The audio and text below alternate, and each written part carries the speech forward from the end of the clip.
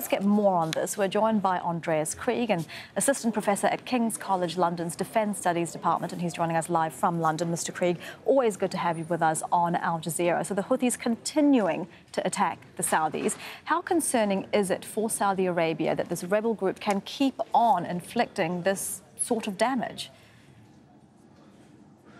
Yeah, good morning. I mean, it's very serious because, this is a war over narratives as much as it is a war on the ground. And the Saudis have to obviously project and convey the message to their own people on the ground that they're able to keep the security in Saudi Arabia and protect the sovereignty of the Saudi kingdom.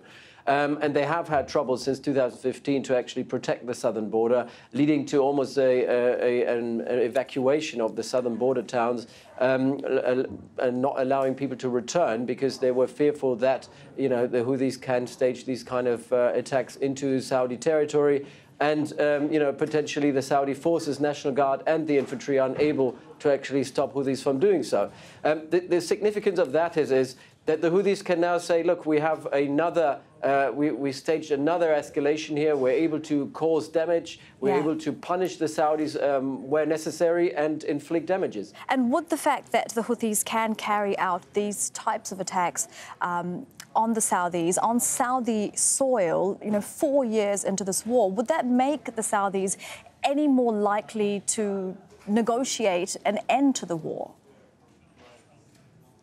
Yeah, I mean, the Saudis want to get out of this war. They know they can't win it. The Houthis obviously have a lot more longer breath. They have a lot more strategic patience in this, and they're willing to sustain this longer than the Saudis are, obviously. For the Saudis, this is a lot more damaging, a lot more hurtful. But we should also not forget most of the fighting that has been going on over the last 6 weeks, very much since the beginning of the year, has shifted from Hodeidah all the way to the northern provinces of Sada and Hajjah.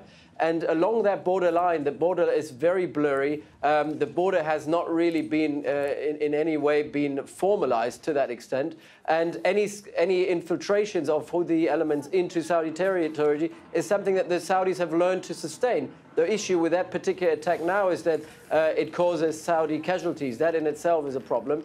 But overall, it's a tit for tat. We've seen this going on for months now. And the problem is the Saudis want to find a way out. The Houthis are trying to put more pressure, but there have been retaliations on the other side as well. I mean, the Houthis have lost territories in other parts of the northern Saudi-Yemen border area. So it's something that for both sides is a stalemate that they can't win. Mr. Krieg, thank you as always for your time. We appreciate it. That is Andreas Krieg live in London. Thank you.